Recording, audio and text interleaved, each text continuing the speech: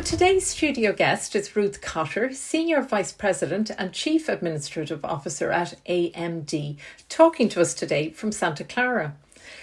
Ruth, for those who are less familiar with AMD, and I don't think there'll be too many, but tell us a little bit more about the organisation today and its rapid growth, globally, and then maybe its operations here in Ireland where I am. Thank you, Anne. Lovely to be with you today. I appreciate the opportunity to talk about our experiences. AMD is a semiconductor company. So we've been in existence for over 56 years. And essentially, we jump out of bed every day as a company to make incredibly well-powered technology in the semiconductor space, but essentially to enable the lives of billions of people all over the world. So whether that's being on a Zoom call or collaborating in a work environment or gaming or needing the latest AI capabilities to fund and fuel and drive your medical innovation all the way through to actually running the underpinnings of your business, AMD is your partner of choice. We've been through a lot of transformation over the last 50 plus years. And to date, in the last 10 years, we've had, I would say our most successful period of the company where we've increased revenue sevenfold in just a decade. And we've also expanded our presence globally to over 40 countries globally, as well as our employee base growing from about 5,000 employees over the last 20 plus years to now being almost 30,000. So a great depth and breadth of expanse. We've also grown organically and inorganically as a company. So we've had a lot of momentum in diversifying the markets in which we operate in, as well as acquiring some companies either for access to new markets or to strengthen and support our R&D efforts. Because research and development really is the lifeblood of our capability to really be such a technology innovator globally. So we're excited. We also believe very much in a innovative culture, a high-performing culture. So we do spend a lot of time investing in our employees to make sure that they are at the highest proficiency as you think about the complexity of the types of chips and technology that we are producing, as well as the need for complete and absolute accuracy, whether you are creating the main archery from a technology perspective within a company to run their business, or whether you're part of the Mars rover in explorations in space and everything that comes in between. So there's a very high technology, high performance capability element to all that we do too. Oh gosh, it's such a hot sector at the moment. I hear nothing but semiconductors at the moment. I think there was an element of during the pandemic, people who weren't awake to it really understood how important semiconductors and chips were. Tell us a little bit more about the operations in Ireland and how that came about and what happens here now. Sure. So we've actually been in Ireland for almost 30 years. Originally, AMD was present in Ireland very much from a sales perspective. But in 2022, we acquired a company called Xilinx, who had a very strong footing in Dublin and Cork. So a lot of our focus in Ireland is very engineering and sales centric. On the engineering side, it's sort of around what we would call embedded, which essentially you've probably heard the term edge. So it's a very broad and diversified series of markets, everything from aerospace and defense to automotive to broadcast, visual capabilities, etc. So it's very exciting for us. We have a very important major gateway to Europe with the largest European R&D centre for the company, based in Dublin, supported by Cork as well as Belfast, where we are also present. So it's wonderful. I mean, we think about not only the location of the country, which is a no-brainer as you think about access to the US on one side and Europe on the other, but also the highly skilled workforce is incredibly attractive to us as we think about where Ireland sits in terms of placement globally with the level of third level education around the world, very high in the rankings there. And it's a very business friendly country, which we greatly appreciate. Obviously, it's very competitive as you think about all the countries around the world. And Ireland is very business friendly. The government has not only invested, whether that's resourcing, advice, creating a supply chain within Ireland, easy access to gateways of trade, but also really listening and engaging actively with the foreign direct investment that it's bringing to the country, and trying to find ways to continue to advance and make sure that Ireland stays on the leading edge. So we're very proud that we've grown within Ireland, as well as sort of our European presence. We've grown that 10x just over the last 6 to 7 years. So we're pleased about that. Our revenue in Europe as a source of revenue for the company and profitability continues to grow. And we've found we've transitioned from being a very consumer PC centric or a gaming company, being in the major game consoles, to now being very commercial centric. So a lot of the hardware that people will be tuning into this podcast with, whether it's your PC, your laptop, desktop, it could very well be powered by AMD. So we're pleased to continue to have that opportunity, and we look forward to continuing to growing our presence in Ireland. Obviously, I'm a great advocate, having come from Ireland myself. It's important, I think, as we really look at the opportunities that it can bring, as I said, not only from its location, but also the depth and breadth of government support, business friendliness, and the highly educated workforce. And you just touched on it there, but I'd love to get a little bit of a sense of your own background, Ruth, and sort of how you got where you are now. If you could tell us a little bit about your journey to here, please. Yeah, sure. Thanks, Anne. So I grew up in Cork and went to UCC. I studied economics and history. Economics so that I would be employable in the 90s. When unemployment was pretty high in the country, the late 80s, early 90s. And I studied history because I love it. So it was kind of a nice balance. I had been doing some public relations and marketing throughout some of the summers on that journey, and decided that was sort of an area I liked. So I originally went into public relations, working with Brendan Bracken early on in my career, which was an amazing journey, and I learned a lot. But I really enjoyed the financial clients that we had, which sort of opened up an opportunity called investor relations, which is essentially taking care of shareholders of public companies. But at that time, there was like 28 companies in the Irish Stock Exchange, so it was sort of limited in terms of the opportunities that provided. So if you were serious about that profession, you really needed to go to the US. But I had some great grounding. I worked for CRH Building Materials, amazing, successful, international, global company. And then obviously in the tech bubble, moved into software through online sort of payment technology. And then that created the opportunity for me to move to the US, where I worked for an Irish company for several years. And then the AMD opportunity came up with the vision that I would take care of, obviously, our shareholders. But after a few years of learning semiconductors, I would come back to Europe and run a European program. But semiconductor industry back then ran in very predictable 3-year cycles. And within 2 years, we were in an absolute down cycle.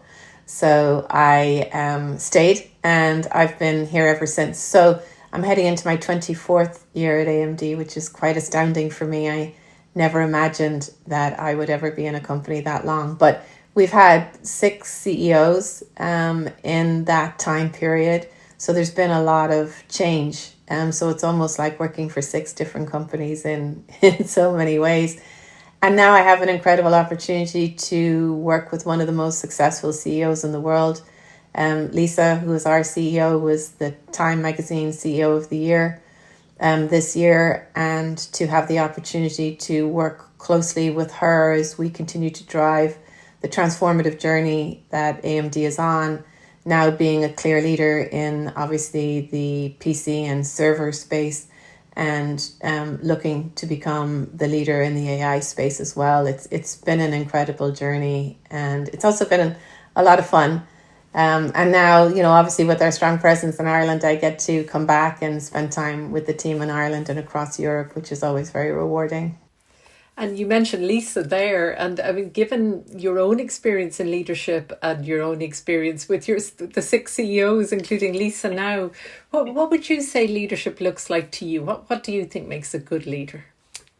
Yeah, I often reflect. I actually think I got lucky in that I did not grow up in the American business world. So I was blind initially to a lot of sort of the traditional protocols, etc., having sort of started in business in Ireland.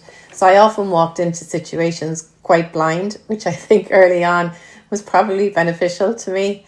As I think about leadership, though, for me, it's very people centric. I think, look, no matter what your job is or what you're doing, and for us in semiconductor, it's all about technology. But at the end of the day, it's nothing without the people. So as a leader, really making sure that you're creating an environment where people can bring their best selves to work and have fun while they're doing it, whilst they're working hard. But having that respectful and enjoyable environment, I think, is important. Humility, to me, is very important. Some people see that as a weakness. In our culture, it's a strength. Understanding kind of where you are in the world and your sort of place in the world. And, for us, we're driving the cause of trying to make improvements on an incremental daily basis. So we have this theme of the next 5%, which is, you can have ambitious and lofty goals, but even if you're doing quite repetitive things in your job, at least strive to leave it 5% better today than it was yesterday. And all those increments of improvement, ladder up to something quite significant. And we hold true to that in the company. And then I think, look, just being really, really respectful. I think the further I've gone in my career, I think honesty is important in leadership. I learned that very much during COVID, sort of leading our corporate efforts, trying to figure out what do you do in a pandemic. But, at the end of the day, we just want to know. And if you can provide clarity to your team as a leader, I think it's important, because then people can make their mind up. But if you create a very ambiguous environment without that clarity, it's very hard for people to figure out what's next for them or where they want to go or need next. And then last but not least, I'm a big proponent of sort of mentoring and coaching and advocacy. I think, you need each of those at a different time in your career, and having the savviness as a leader to know which, of those things a team member may need. Because, look, we're on lifelong journeys, all of us, personally and professionally, and it's all about growth. So we're never going to be perfect, and we're always going to be curving off some sharp edges, but that's okay. We can help each other on that journey as we do so. And those are kind of some of the principles I hold on to in my career. There's been such rapid growth at AMD in recent years. I just wanted to get your own experience a bit about managing change and managing rapid growth. I mean, are there particular challenges that come along? Oh yeah, we got a few hours. There's a lot. First of all, I mean, the excitement of growth, and this is our third go round essentially to double the size of the company.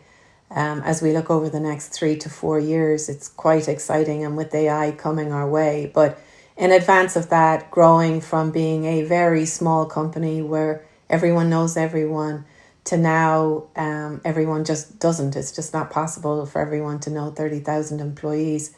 And having a lot of responsibility in the deliverables to the company, you've got to bring people with you. And as human beings, most of us don't like change at all. So I learned a lot, actually. I was volunteered to run the integration for this acquisition we did in 2022. I'd never done integration in my life, and really wasn't sure about what I was going to do or how to tackle it. I mean, it was a $49 billion acquisition, and we had a significant return we wanted to see on the other side. But I think, my change management experience really led to that. And it goes back to the principles of being very organized. So sort of having a framework, having a clear plan, sharing that plan, and getting people on the bus to execute that plan is quite significant. And sometimes it's somewhat overlooked and left to lower levels of the company.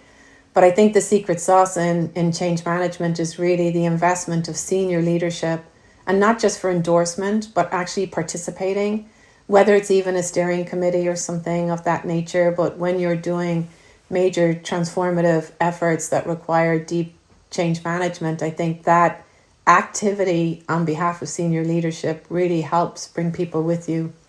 And then calibrating expectations and obviously tracking the momentum to those expectations is obviously very important, but doing so in a very sort of thoughtful and empathetic manner. And then look, one of the greatest lessons I learned was when Lisa became CEO over 10 years ago now.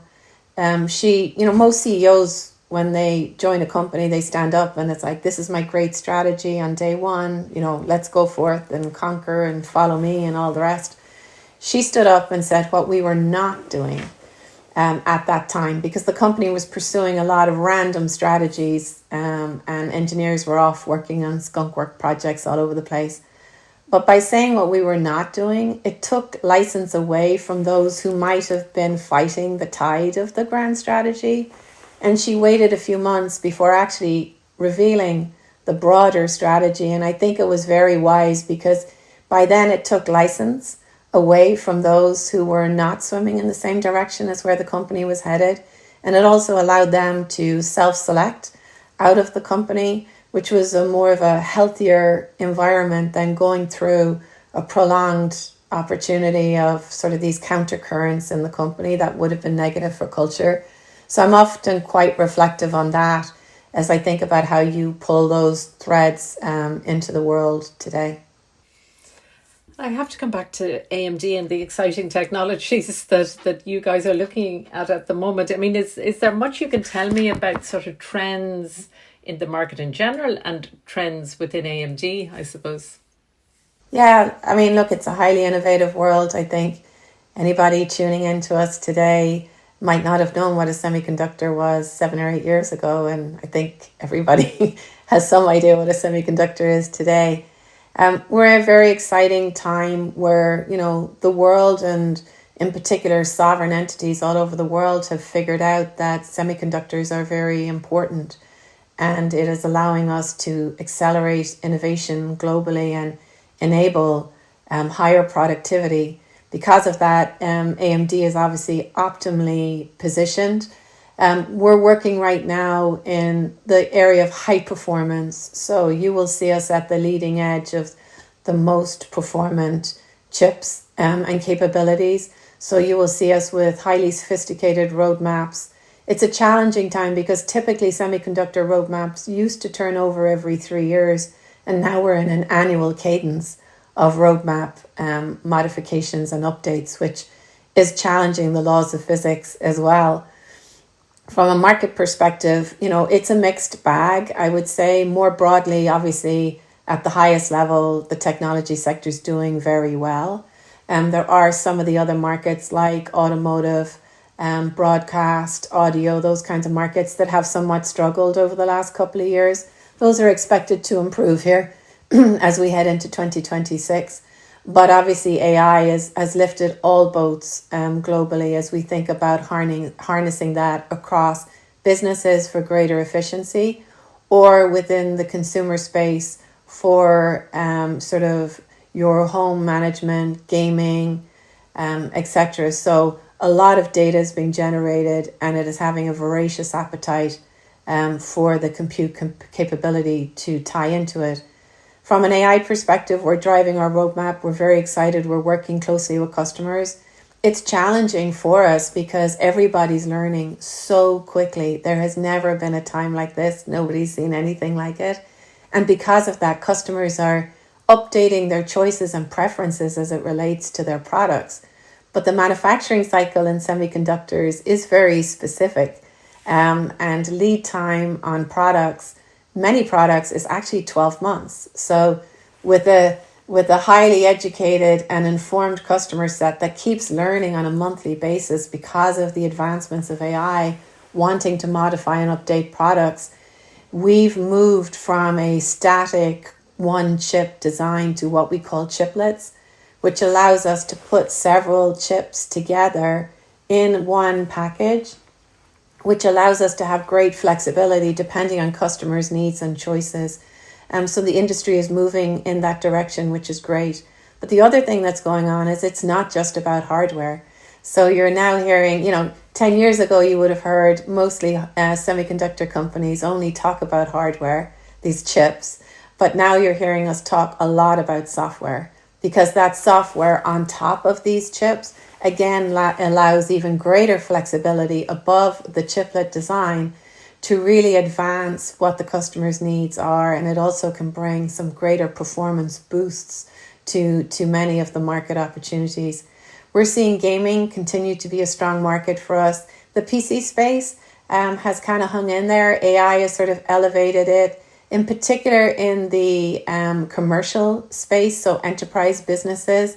Consumers are still trying to figure out what are the ultimate benefits to them for why we might want to upgrade to an AI PC at home, but that continues to be good. In the server market, it's really strong, obviously, not just with AI, where people are buying graphics capabilities, GPUs. They're also needing servers in their data centers to enable that AI. So we're also very well positioned there. And then we're in game consoles and embedded. And the embedded market has been softer, but now it's improving, and you just continue to see the rate and pace of innovation. The exciting thing, though, Anne, is we're at the very early innings of AI. So we're all learning together out of the gate, and we're a strong proponent in believing there's plenty of room for many winners in the AI space, which I think makes it very exciting for the entire global technology industry. Yeah, it is definitely exciting times. I don't remember a time like it, with the rapidity of the change is phenomenal in the last couple of years, isn't it? It really is. Um, I've been remiss in asking you, IDA Ireland are partners with us on this series, and I just wanted to ask you a little bit about working with the IDA, not just I suppose the more obvious stuff about coming into Ireland, but, the operation in Ireland, and, do you work with them on anything like talent or sustainability? What is the relationship like there? Yeah, we really enjoy and greatly appreciate our engagement with the IDA. It's very active engagement. Like, we may not have something going on in Ireland, in terms of additional growth, but the conversation with the IDA is still very active. We've really appreciated the partnership, obviously, from the pure investment perspective, but the IDA has opened up many doors and opportunities for us, whether it's through engaging with peer companies in Ireland and learning from them, whether it's access to government as we all mutually brainstorm about where AI is headed, as well as the position that AMD has, or that Ireland has, and how the IDA can help us with the European community more broadly. It's been quite differentiating in a very positive way. Like, you could ask anyone within our company, and the IDA would be singled out as the greatest sort of country and sovereign partner globally, because of its business-friendly approach. And the business-friendly approach is listening to us, not just coming in and pitching the benefits of Ireland, which are incredibly important, but really listening to what are our problems and challenges, and how can we partner together to try to figure it out. And sometimes that's related to influencing policy at the European level or the Irish government level, or sometimes it's all the way through to how do we engage actively within the communities, and how, STEM is very important to us. How do we help advance that in Ireland and many other countries? And the IDA has been there every step of the way. The other great thing about the IDA is that they're very active, obviously, outside of Ireland. So they stay very engaged with us where the chief decision makers sit, because the chief decision makers for foreign direct investment don't typically or always sit in Ireland. And in the past, I think we as a country probably just focused on what we had on the island, and it limited our capability for growth. And the IDA has figured out that recipe. So their proactiveness globally is very, very strong. And then they really invest in their knowledge and expertise, their knowledge and depth of where AI is headed, their investment in semiconductor knowledge are all highly valuable, obviously, and attractive to us as we think about not only how we can continue to foster growth within Ireland, but also our expansion plans as we look over the next 5 years, because we want to continue to have Ireland as our largest R&D centre, so that that partnership is very positive and open. And, if there are things that Ireland can help with, Ireland's open about it. And if there are things that just are outside of the remit, they're also as open about it. And we greatly appreciate it, so much so, anyone of our executives who come to Ireland and engage, they always make sure that they take time out to invest time with the IDA or the government at large to make sure that we're also giving back in a way that will help advance Ireland's capability and its unique positioning as the technology gateway to Europe. Well, gosh, they're lovely words for the IDA. I'm sure they'll be delighted. And it's a lovely note to end on, I think, Ruth. It's been fascinating talking to you. I have to say it's a sector that intrigues me. So I'll be watching closely what you're all up to at AMD. But thank you so much for taking the time to chat with us. Thank you, Anne. I appreciate it. It was a lovely conversation, and I wish you all the best. Thank you.